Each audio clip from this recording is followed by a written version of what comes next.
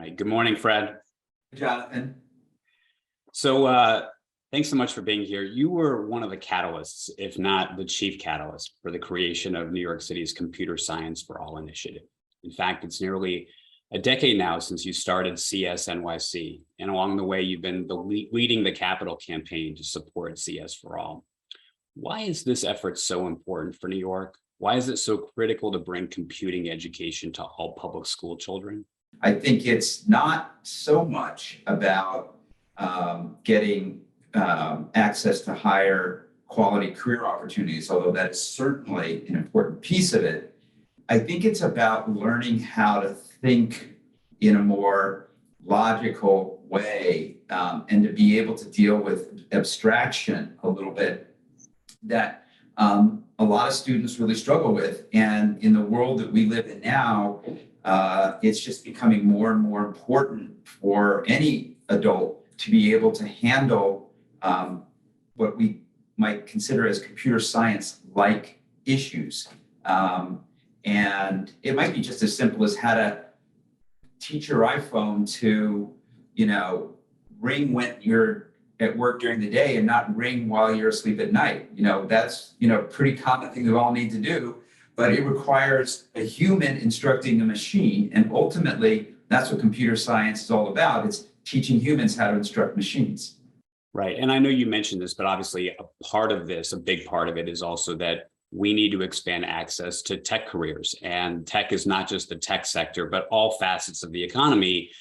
This is a really important skill, right? Well, yeah, I mean, that's kind of how I got to this, although I've come to realize that there's actually a bigger reason to do this than just the jobs piece. But, going back 15, 20 years, New York's tech sector has had a voracious appetite for talent, particularly technical talent. And a lot of that technical talent is getting hired outside of New York, oftentimes outside the United States, and being brought here.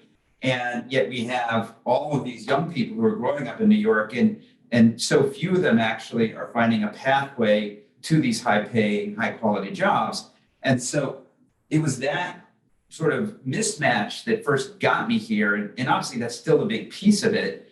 The companies that I work with say we want to hire more diverse workforces. They really want to do this. It's not like lip service. They really want to do it. Then they go out and they say, okay, how are we going to hire, half of our software engineers, we want to be Black and brown in the next 5 years. How are we going to do that? And the how is the hard part. It's not that they don't want to do it. It's that the pipelines aren't really there. And so, we have to make those pipelines much more, much bigger. And so that's all about getting more people who are underrepresented in the tech sector trained in the skills that one would need to be able to access those jobs. And so that's obviously a fundamental piece of why we're doing this. But I just wanted to be clear that I don't think it's the only thing. Got it. So let's talk about the program. I mean, it's impressive. It has been around for almost 10 years now. And I'm curious, what do you think is next for computing education in New York? Do you have any specific advice for the mayor or Department of Education officials for how to build on what we've already accomplished with CS4All and ensure that more young people have foundational computing skills? Yes, absolutely. And when we started this, the biggest problem we had was if we want every student in every school building, call it 1,700 school buildings in New York City, to be able to have a computer science education, well, that means we would need thousands and thousands of teachers in each and every, 2, 3, 4, 5 in every building to be able to offer a computer science class, either a module inside an existing math or science class or a homeroom class, or a full-blown like intro to computer science or an AP computer science class. And so the initial problem was how to get 5,000 teachers trained up on how to teach computer science. And so it seemed like the best thing was to go to the teachers that were already in the buildings and say to them, hey, we're going to offer professional development. We're going to help you learn how to teach an intro to computer science class or do a Scratch module in your homeroom class in your second grade homeroom, or whatever the thing is that teacher might need to do. And so that was the genesis for Computer Science for All. And the idea was to train over 10 years, 5,000 teachers who were already in the buildings how to teach a computer science class or a module. 8 years in, we've trained close to 4,000 teachers, and we will end up having trained a very, very important subset of all the teachers in the New York City school system on how to do this.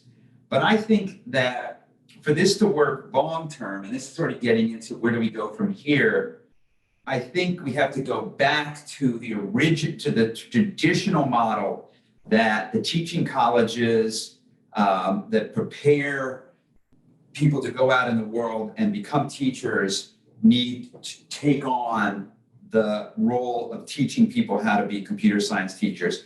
First step had to be to take the in-service teachers and get enough of them trained up. We're almost there now. What we need to do now is we need to get a pipeline of new young teachers coming into the school system who know how to do this. And ideally, every teacher who graduates with a master's in teaching should know how to teach a computer science module. Some of them maybe just a scratch module in an elementary school classroom, if that's what they're headed, or if they want to be a high school teacher, how to teach an intro or AP class or something like that. But I think every teacher who comes out of a master's program, in teaching should have some capability to teach computer science. And we're not there. We're not, frankly, even close to there. There's a really ambitious project at CUNY that our family foundation called Gotham Gives is funding, along with Robin Hood and Google and a few other funders that will begin to start that happening. And CUNY is obviously a huge source of teachers into the New York City public school system. So I'm very, very excited about that effort. And I think it's an important initiative, and the kind of thing that I think we need to see more of in the evolution of it, because to have the Department of Education be involved in the training of teachers, to me, was kind of a hack. We had to come up with some way to get this thing going, but that traditionally has not been the Department of Education's role. The Department of Education's role has been more about operating the schools, managing the schools, leading the schools. The teacher training has happened in the schools of education. And so long term, I think we want to go back to that model where the DOE focuses on making sure that the superintendents and the school leaders are aware of how important computer science education is for their students, and the actual training of the teachers happens in the traditional model. And so that's my hope, is where we go over the next decade would be to really flesh out how that all works. It does almost seem like the low-hanging fruit to kind of focus on folks before they get into the system, to give them those foundational teaching skills so they can translate it to students in their classrooms. But I do want to just ask you, you mentioned that at those programs, for instance, at CUNY, to provide incoming teachers with some sort of computer science background. But is it critical that we give them that computer science background, or should we be thinking more broadly about computing education, computational thinking? I prefer to use the word computational thinking, because if I'm a homeroom teacher and my second grade class is doing a Scratch module, I don't really need to know how to write software myself. I just need to know how to guide my students through that journey that they're going to go through. Scratch is a really fun environment. You basically get an existing Scratch program that, is visual and it looks almost video game-like. And then, it's like, okay, you're going to make these people's clothes green instead of blue, or we're going to have them go left instead of right? And so it really helps the kids kind of learn a little bit of like how to instruct a machine, and then see, oh, wow, I did it, and it seems so trivial, but it's actually, I think, really fundamental and important. You don't need to be a computer scientist to be able to lead something like that in a second grade homeroom class. I think if you're going to teach, AP computer science, which is the Java based AP test, yeah, I think you're going to have some comfort with computer science. So to me, it's a continuum. Some teachers will not need to know much. Some other teachers will actually need to be reasonably skilled in the material. Last question, just again, kind of following up, just so if we're going to get to what you're talking about and kind of take CS4All or computing education to this level that you're describing, what would you love to see the mayor do, the city council, Department of Education officials? Also, I'm curious what you think that the private sector ought to be doing to support this. Well, that's a big question. The mayor has been very supportive of this. I remember when he was the Brooklyn Borough president, he and I went out to a school in Brooklyn together and watched a kindergarten class. And these were not even native English speakers. These were Spanish speaking kids, for the most part, participating in a computer science for all class. And yeah, he understood, like I could tell in what he said to the students and what he said to me, he really got it, how important this is. So he's been a supporter for a long time. You know, look, the mayor doesn't completely control what happens in our schools because, you know, a lot of the policy is set in Albany. And so, you know, it's going to be a combination of what the city wants to do and what the state wants to do. But what we ideally want to see happen is a mandate that every kid who graduates from high school in New York State and New York City has shown some level of mastery of computer science. We require that for math. We require that for science. We require that for history. We require that for English. We do not require that for computer science, and we should. It is absolutely a fundamental life skill to be an adult in society, to have some understanding of how humans can control machines. Because if we don't teach humans how to control machines, the machines are going to control us. And we're not that far from that. You know, so we got to teach people how to control machines. And so what the city should do and the state should do is they should mandate that computer science education, some level of computer science education should be, there should be some mastery of that for everybody who graduates from high school in New York State and New York City. That would go a very long way because it is so hard to run a school in New York City, particularly the schools in the toughest neighborhoods, that those school leaders are making triage decisions every single day. And if there's something that they don't have to do, they're not going to do it. So they gotta keep their kids fed. They gotta keep their kids safe, right? And so a mandate would be, in my mind, an amazing thing. But the mayor can't do that. That's going to have to be something that the state and the city would have to decide together to do. So that would be my dream. I'm not counting on it anytime soon.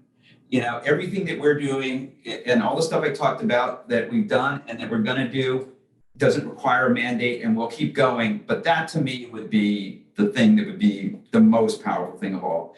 And for the tech sector, we just need to continue to have the tech sector engage and be available for class visits. When a class comes to a software company and they see what those jobs look like and they see what those people look like, they're like, oh, I could go get that job. And it definitely opens their mind to, hey, there's something out there that I might want to go do. So we have the Computer Science Fair, which we put on every April. And, you know, we want to do more of that kind of thing. And the mayor and the chancellor are very focused on a pathways initiative to get more students to have internships. And the tech sector needs to be deeply involved in that. So there's a lot that the tech sector can do to support this work. And, you know, some of that is happening, more and more of that's happening every year. And, you know, another part of what I do is to try to make sure that the tech sector understands what's going on in the schools and is excited about supporting it. Back to the city and whether it's the council, the mayor, you said there's limited things they could do, but what about this kind of pre-service CUNY program that you've personally supported, that does more investment need to happen to kind of help get more of our teachers before they come into the system prepared to teach computational thinking? Look, more money would be very useful if the city council and the Adams administration could make more money available for CUNY to do the teacher training stuff and to the DOE to support the superintendents and the school leaders more. Yes, money, absolutely. More money will absolutely help. But it's not just a question of money. It's also a question of commitment and trying to help the people who run these schools understand how important this is and make the changes they need to make in their buildings, in their daily schedules, and in what's made available to the students. So, you know, some of it's money and some of it's just the will to do it and making it a priority. Well, Fred, this was amazing. Thank you so much for taking the time, and thanks for your deep commitment to this project. Great, thank you.